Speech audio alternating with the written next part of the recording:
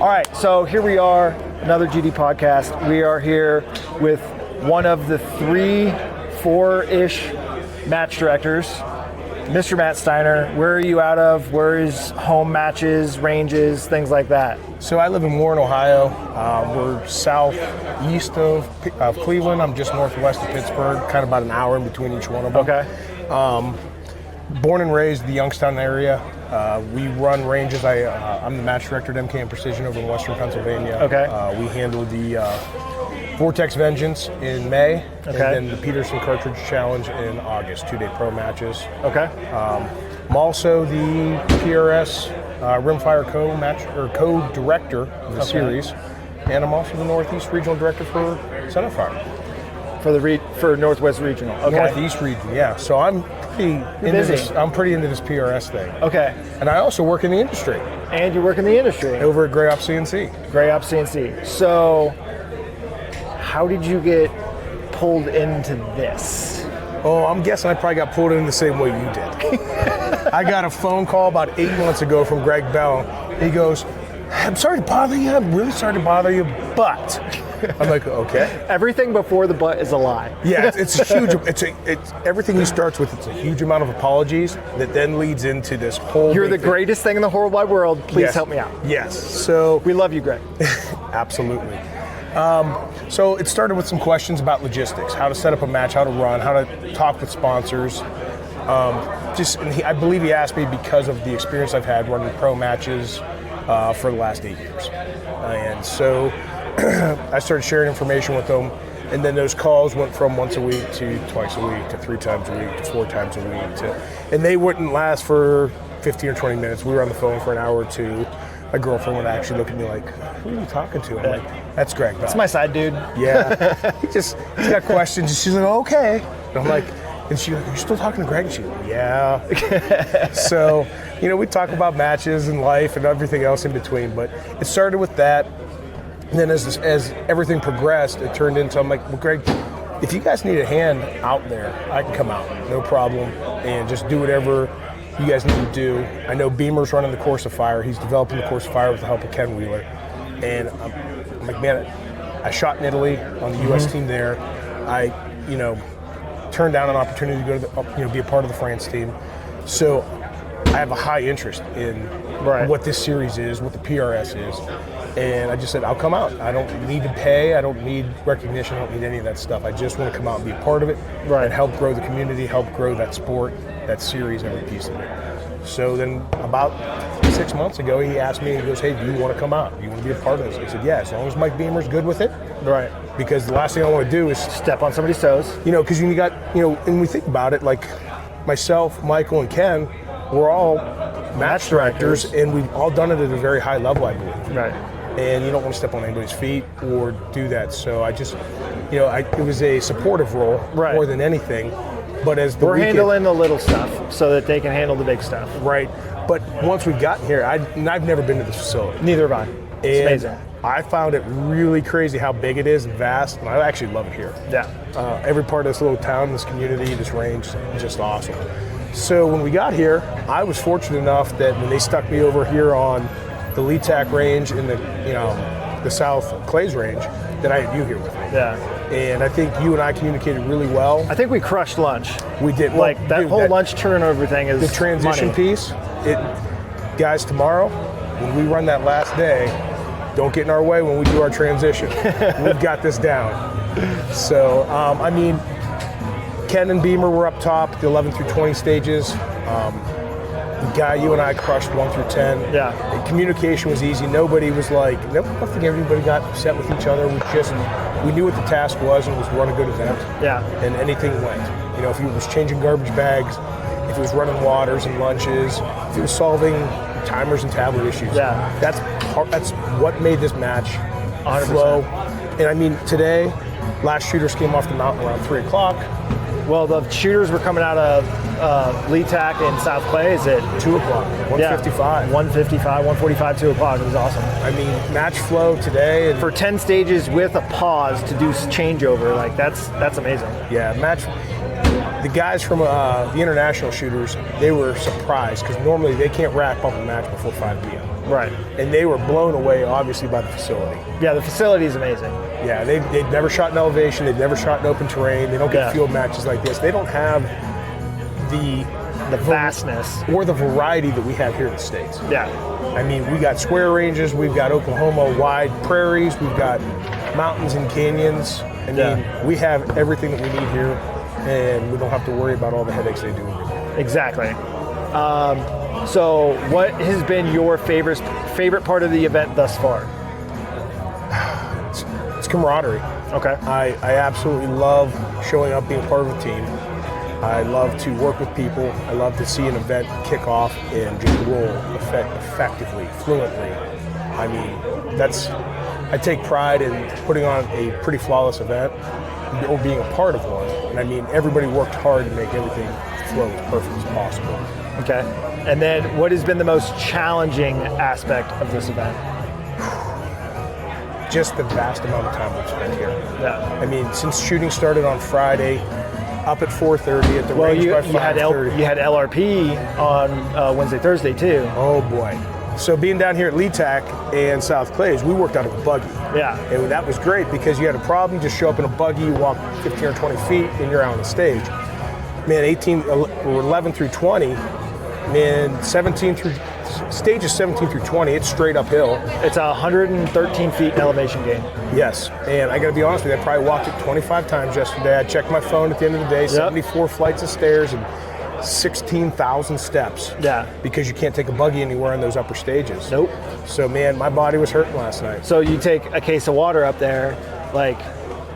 A case? Yeah. Those are rookie numbers. You got to bump that. We're 2 cases at a time. Oh, yeah. One on each shoulder, like... I was using the lunch bags. I was throwing 3 bags of ice in it and, packing it up the hill. Muling it up. So it is what it is. You just have to make the event work. Especially with as hot as it was yesterday. Like realistically, they probably went through 8 cases of water per stage yesterday. That's what Missy said they averaged. I think I put over 10 just at stage 20. Oh, I bet. Because they walk all the way up there and then they're gassed and then they want to hit a bottle of water. Yeah. That's absolutely it. Final thoughts for the match. I mean, we got one more day and then in closing ceremony. I mean, if we have any shoot-offs. I've already had a couple guys asking me, so I think that's going to be a thing. Do you? I think I had a guy from somewhere in Europe asking about, hey, what about shoot-offs? So I didn't have a chance to look at the scores yet. Right. I know a couple of the divisions. Bill Allison won top senior, and John Galati Jr. won top junior, obviously. Right. And I haven't heard of any of the other scores. I haven't had a chance to kind of look, but super excited to see it. I'm sure there's going to be some guys that want to have a shoot-off too. Yeah. I think a shoot-off would be super fun to watch, super fun to see. I agree. Yet also at the same time, like, oh dang. My final thoughts on this, man. I am just proud to be a part of this event. In whatever role I played, it was just awesome to be a part of this. All the building relationships with people, building stronger relationships with others, and meeting new friends and stuff. It was just a really great experience, and it's humbling to be a part of something this huge and dynamic. Yeah, this massive. And I think we set the bar here in the U.S. for what the next Center Fire Worlds is going to be. For sure. And I've had a lot of European shooters tell me that too. Yeah.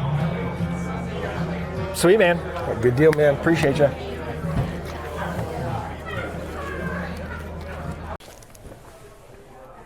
All right, folks. It's Tuesday, right? Yeah, the match is over. Yeah. It's Tuesday. We're doing closing ceremonies today. And I grabbed another one of the 3 match directors. Mr. Ken Wheeler, director of the PRS. How was this match for you? What was this undertaking like?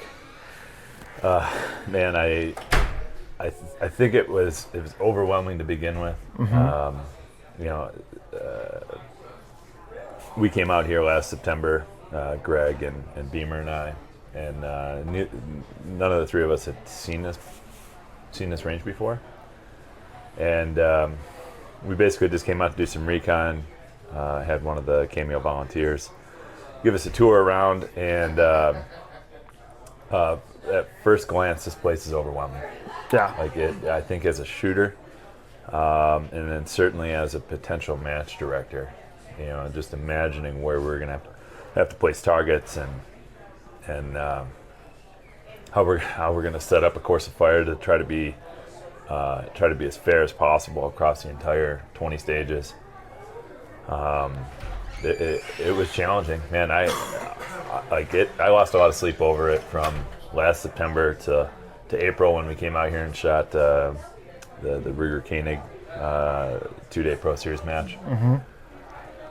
Left here in April feeling the same way. Just this is gonna be a challenging match to set up with lots of expletives. And honestly, a day or two into setup and being able to do it with some of the members of our community that I call friends and look up to, and it was an awesome experience. Because you've basically been out here since the 30th of August. Yeah, they're to the 1st of September. And we hit the ground running. As soon as we pulled in the driveway, we put the hiking boots on and backpacks and started setting targets. Humping everything out. And I mean, you guys brought in a drone, a heavy lift drone, which I think saved a lot of it saved a lot of effort. Yeah. It probably saved us maybe 2 or 3 days at a time. Right. But still having to carry a post pounder up and down a mountain, and sometimes we had that flown to us too. We would hike to a position, have the drone carry the pounder out right. with the targets. We had it carrying waters out to us. I mean, right. Today it's like 70 degrees and rainy, or 65 and rainy. It's crazy cold. But then, of course, during the match setup, it was. Man, we had a couple days in a row. It was like 95, full sun. It was just awful. Oh yeah. I mean, I was trying to follow along with you guys when you guys were making posts and stuff like that. It was just, it looked brutal. And then, train up day, or call it train up day, sign in, train up over at LRP happened, and everybody was kind of, feeling everything out. And I got to see the bottom 10 stages, and I was like, oh wow, this is crazy. And then I hear Rusty Ulmer hiked a 30 by 30 up a mountain for the AI demo, and the drone was able to get it to about 1,300 yards, and it could go further out, but it couldn't go higher in elevation. Right. And so they just found a spot to drop it off, and then Rusty carried it up. We packed that thing out, and it was difficult. Right. Because you guys pulled all the targets down yesterday, so a lot of the cleanup actually got taken care of already, and we're almost fully taken down. I mean, what took a week, Monday through Friday from 7 a.m. to 6 p.m. to set up.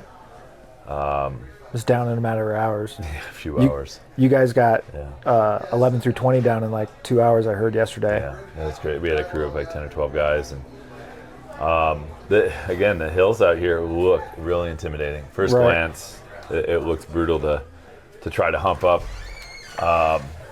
In reality, it's not that bad. Right. I mean, you can reach some of these targets that are up 400 or 500 feet higher in elevation than you in 10 minutes, 15 minutes, and that's not busting it. Like, you just kind of hike one foot after another and take your time, and it's actually not bad.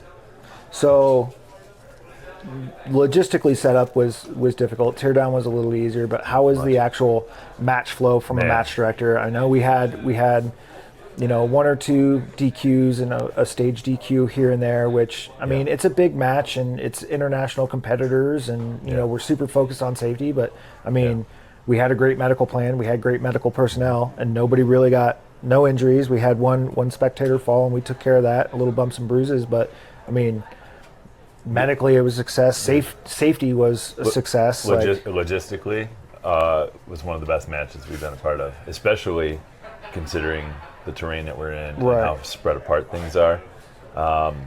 That's one of the things that we knew this place would be a logistic challenge. Right. And we, Greg and Beamer and I, kept that as one of the principles that we were going to negotiate on. That logistically, this needs to flow like any other match on a square range, etc. And it helped us design a course of fire. Keeping logistics in mind, we designed a course of fire that would allow shooters to go to a central location, park, shoot. 1 through 5 was grouped together, 6 through 10 were grouped together, and then 11 through 20 were grouped together. So shooters weren't driving the side-by-sides all over the place. Right. They didn't have to finish shooting a stage, move as a squad via side-by-side or anything like that. Man, that first day of shooting, we had 180 competitors out there, I think, and we were done by done early. 1:30, 2 o'clock. Yeah, 2 o'clock. Yeah, it flowed really well. I think some of the competitors felt rushed at some points, and I think that was just a factor of never shooting in an environment like this and trying to find targets on a mountainside. Right. It took you a little bit of time. You did have to look. We had placards on everything. Yep. But you still had to memorize your landmarks and where things were at. And I think first time competitors out here, I think had a little issue doing that. 100%. Yeah. 100%. So match flow was super good. Logistics was super good. What kind of feedback are you getting as a match director from the competitors that either have been here or haven't been here? Because this is the world match, right? The first one was in France, and then it came to the States. People want to know what that was like. Beamer did 90% of this course of fire with a little input here and there from myself, from Steiner, from Greg. Man, this is the best course of fire he's ever put together. Flat out, it was fair across the board. It was straightforward. The things that made it challenging were obviously the terrain, the wind, but we made sure that the positions were straightforward and easy. The target sequencing was straightforward and simple. You still had some memorization to do. Right. Some far middle nears, some near middle fars. Stuff like that. Far near, some stuff like that. Yep, nothing, left, nothing right. crazy. Nothing crazy. So it for a world championship match, it needed to be, in our opinion, pretty challenging, but still remain straightforward. Right. That anybody could do this course of fire.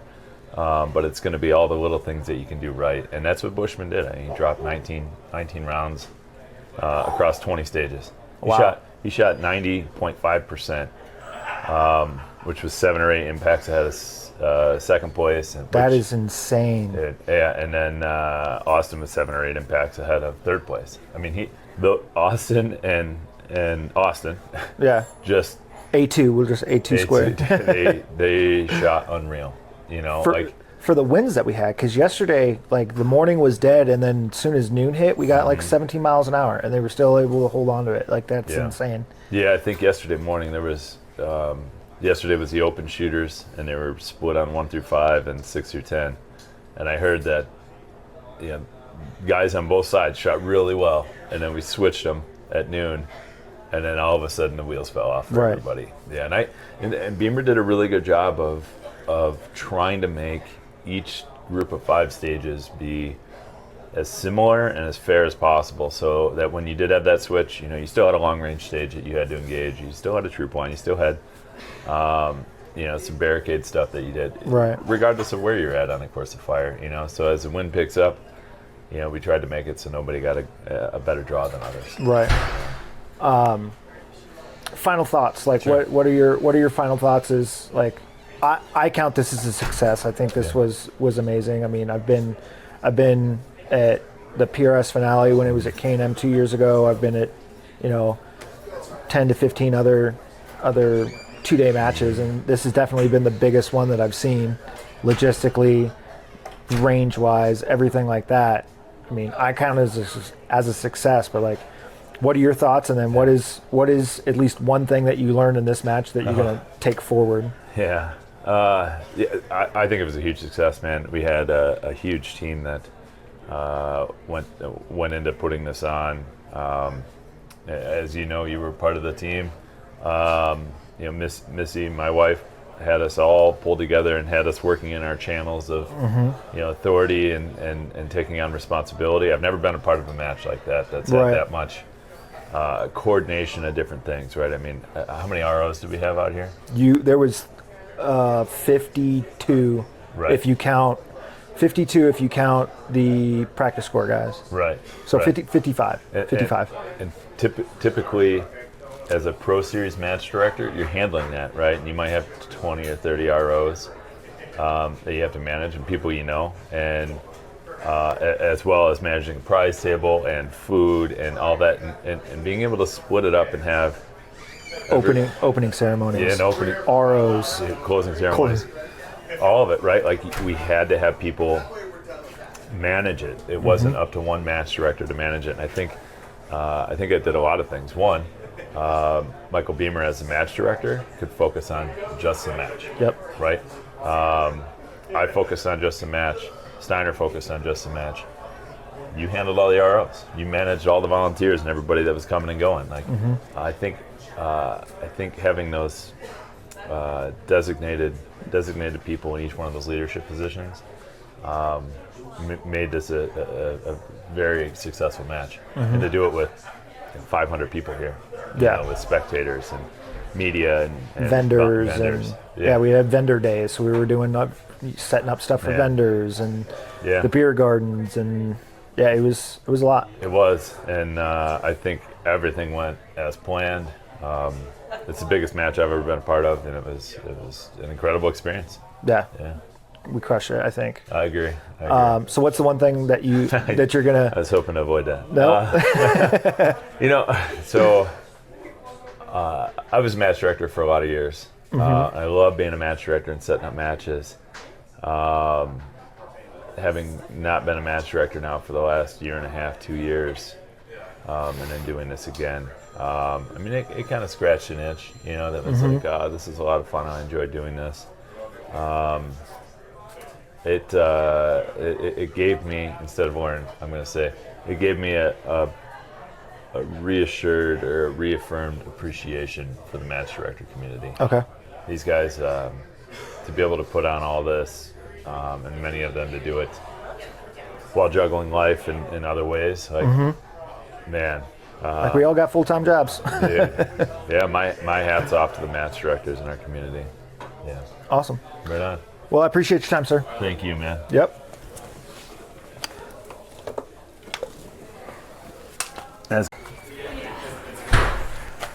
So it's over. Hey, buddy. Hey, bud. Yeah, we're on the final day of the fun. The final day of the IPRF World Championship hosted at Cameo through the USPRA, and you are lead match director, coursifier designer, master of all the things that made this thing successful. Well, I don't know about master, but I was another cog in the wheel. Yeah. And there was a ton of people that came to make this match possible, yourself included. Thank you for all your help. You worked your ass off for us, and hope you don't mind. I'm very tired. Oh, absolutely not. It's mine. I got to do whatever I want. Yeah, perfect.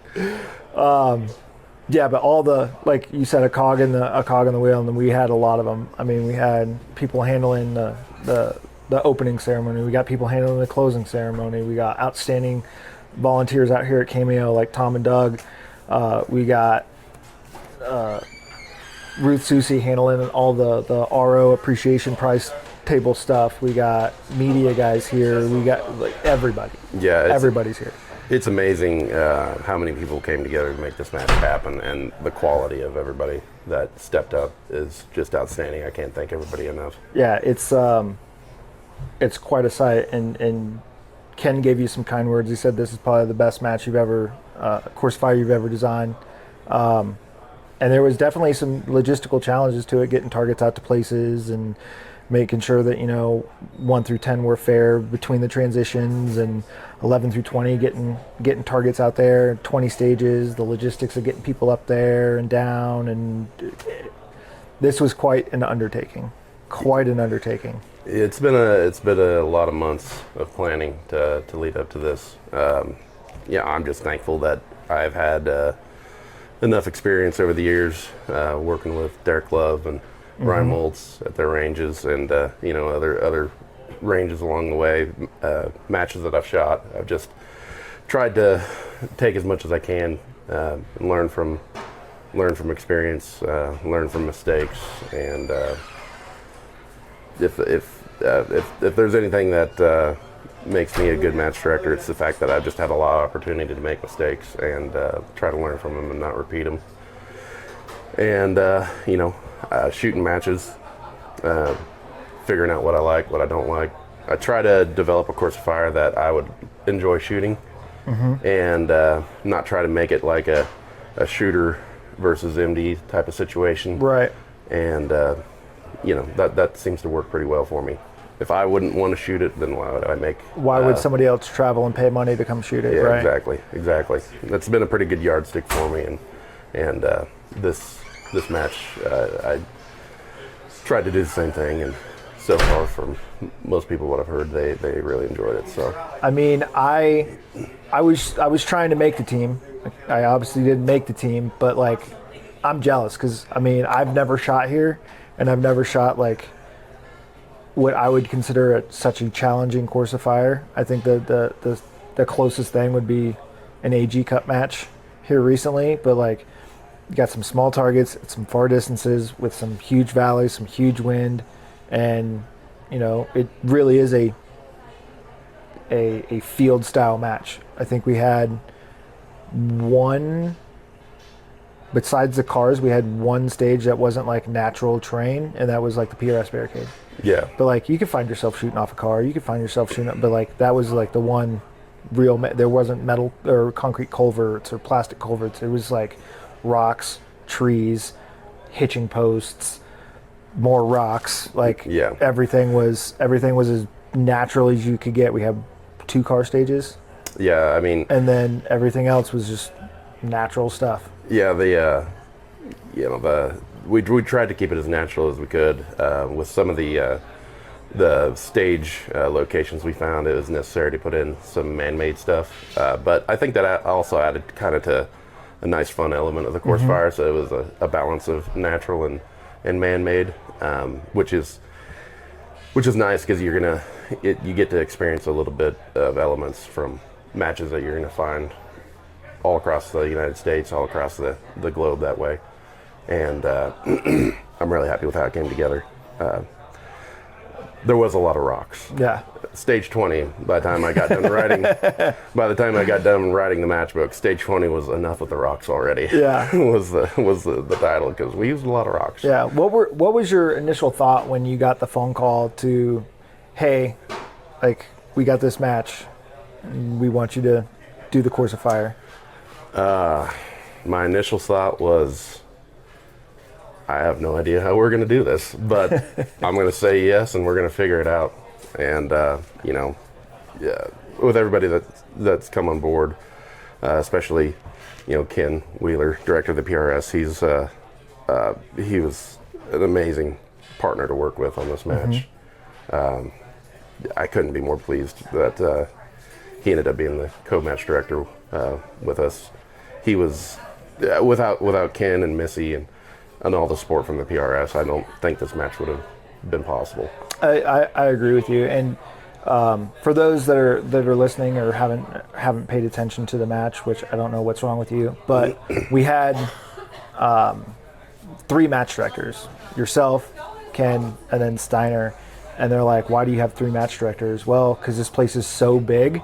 If there was a problem that arose, like, if you were at the north end on 20 and there was a problem at 1, it would take you a half an hour to get there. Yeah. So that's a half an hour of not solving an issue right away, or if there was a potential safety thing or anything else like that, it's a half an hour that goes by. Like, you guys were up at 18 or 17 through 20, somebody was at 11 through 16, and then we had one person at 6 through 10, and then I kind of hung out around 1 through 5 just to relay traffic, because we're using little handheld walkie-talkies too, so like, we got to kind of bounce messages back and forth to each other. So having multiple match directors and people that you have done this before and have run matches, specifically you guys, like, I think it was a smart call. And then you had like the cream of the crop, the director of the PRS here helping out. You had Steiner helping out. He's run a bunch of matches. So it was definitely a smart choice. It was a smart choice to have a bunch of people available to help you out on this one, especially just the logistical challenge. I mean, me and Ken talked about it. Like, this was a logistical undertaking. Yeah, I mean, I thank everybody that came together for this match. I mean, it's literally a dream team of people that made this possible, and I mean, I'm just so thankful to be a part of it. If you don't have your project management certificate, you should get it now after running this event. I mean, because you guys came out here last September, and then you guys came out here in April. So this has been going on for like a year and some change of planning and organizing and selecting a team and getting everybody together. So Yeah. it came together, and we're a few short hours away from it all being good to go. I think the rest of cleanup happens and packing up and making sure we turn the Cameo range back over to them the way we got it, and everything will be gravy. Yeah, I mean, it's surreal to be coming to the end, but I'm just so thankful for all of the competitors, sponsors that helped make this match possible. Greg Bell, especially, he has put his heart and soul 100%. into this match, and God, I know I'm sounding like a broken record for being thankful, but that's that's the overwhelming feeling that I have, is just gratitude. Yeah, absolutely. Any closing thoughts? Well, first of all, I want to absolutely thank you for your help, and closing thoughts. I look forward to running the next match, so we'll see you guys all again soon. Awesome. Appreciate you, brother. Thanks, man. Yep. Bye. Sweet. All right, buddy. You ready? Yes, sir. All right, folks, we are back. The match has been complete. The awards ceremony, the closing ceremony has been complete. And I have finally secured Mr. Greg Bell, the man, the myth, the legend, the president of the USPRA, the guru, the man that had all the answers and direction and guidance, in my opinion, Mr. Greg Bell. I know you're tired, and I appreciate you sitting down with me, but this has been a long journey for you. It has, man. I told everybody from the stage, it's bittersweet. When you work on something this long, there's not a destination, it's a journey. And the journey was being here with friends that I made in France and friends that I made this week and so much else. And so bittersweet because I can't wait to see my wife and kids. And yet I want it to go on another week. It's hard to describe, and there's plenty more people that deserve, plenty of thanks and recognition, but I'm really proud. It went maybe even better than I could have expected, and I just don't know what to do. I'm exhausted, just not because I've physically worked so hard, just emotionally. I think mentally. Yeah, maybe, but I'm so proud, man. The thing I'm proud, or I hope I did, is I really feel like I did right by our sponsors, or I gave it my best, and that's something I'm proud of. And I hope that I did right by you and the other people that have done so much that won't get the credit you deserve. I did the best I could, and anyway, this is going to be the worst interview ever, but I'm just, it's going to be great. I'm proud. I'm really proud, man. I mean, I think between the council meetings that we had and bringing in the right people to knock out tasks, whether it be Camden with the social media, whether it be me doing all the other stuff and the med plan and the ROs and everything else like that, and then we got Shooter's Mindset out here, we got Tactaholics out here, we got all the vendor days, like we got sponsors out here helping us run stages. Like, I don't think it could have gone much better. Like, did we have a target failure or two? Sure. Like, it's gonna happen. Yeah. Guys are shooting guns and bullets are hitting targets. Something's liable to go wrong. But first 2-3 days we didn't have any issues, and it happened on the fourth day. So hey, it's all good. And we had an amazing opening ceremony. Yes, thanks to Miss Jody and Camden. Jody and Camden and Maddie knocked it out of the park. They crushed it. Had an awesome closing ceremony. you held together quite well, in my opinion. That was literally the same as crossing as the Red Sea being parted. That was a miracle, but I had a lot of people praying that I would just be able to make it through. But yeah, yeah, man, I don't know what to say. It's just it's been an incredible thing, and and if France was a once in a lifetime deal for me to be able to compete, this one feels like a once in a lifetime deal to be a part of. I don't really know. I'm not shell shocked, but I just really don't know what to say. It's not all emotion, but for 15 months when something's consumed you, trying to do the best you can. Anybody that knows me knows that I'm not a perfect person, but the Bible says you're gonna put your hand to the plow. You don't look back. The same thing my dad taught me, and we put our hand to the plow and we didn't look back, and we did the best we could. And there's not one thing this week that I could have or I would have changed, and that's worth a lot of peace at the end of the day, because even when things weren't perfect, it's like, man, we did the best we could, and I'm proud. Anyway, like I said, buddy, I'm so out of it. It's the culmination of 15 months of blood, sweat, and tears, time, dedication, sleepless nights, time away from family, everything else like that. And I think you crushed it. You gave more speeches this week than I think you've cared to as a public speaker. Unfortunately, I am at times a very self-absorbed ass. And so I enjoyed being able to point to my friends and point to them.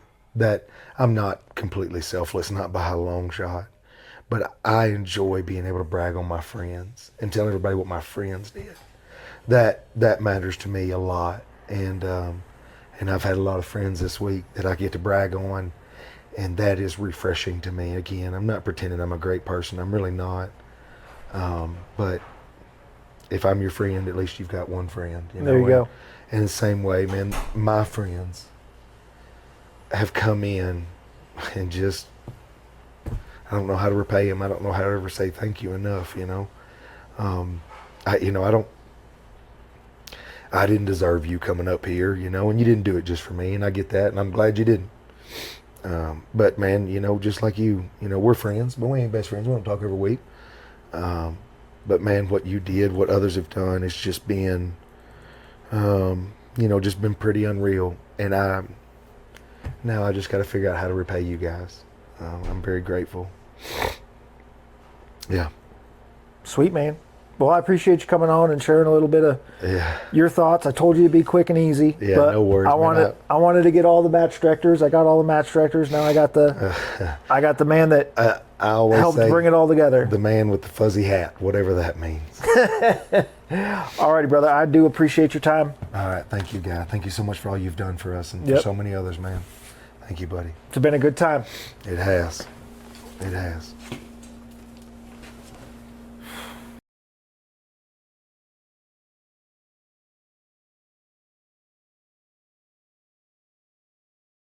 No, I told you. I told you to go to the top and work your way down on the road. Negative. You did not listen. You said go to 20 did not listen. and take down banners. So how much extra work did you do today? I just hauled 100 pounds down from 20. High five. No. Is that worse than me hitting you with a gator? I bet you run over me 3 or 4 times. See, you got to listen better. I clearly said. Yesterday, and I was like, I told her, I'm gonna go there with a big old my arm all wrapped up. Hey, Caples, you know why I didn't misspeak? Because Wheeler told me to send you up with a T-post puller, and I didn't do that. That would have been a clue. No. That means you didn't completely inform me. No, I told you. You left out go to the vital top. information about the mission I was supposed to go on. Richard, yes, Steiner. When you get a minute, I need you to take this guy, go up to the top, stage 11, work your way down the road, removing all the flags and banners. Yep. I didn't say 20 and work stages. No. So I said when I made it to 11, I got reassigned. Oh, hey, sucker, come with me. We're going. That's not a Steiner problem. That sounds like who reassigned you, Wheeler? It sounds like a Wheeler reassignment. There's a huge difference there. But you're still getting it. If this is all being recorded, that's actually funny. It's hilarious. It is. I'll send you just that bit.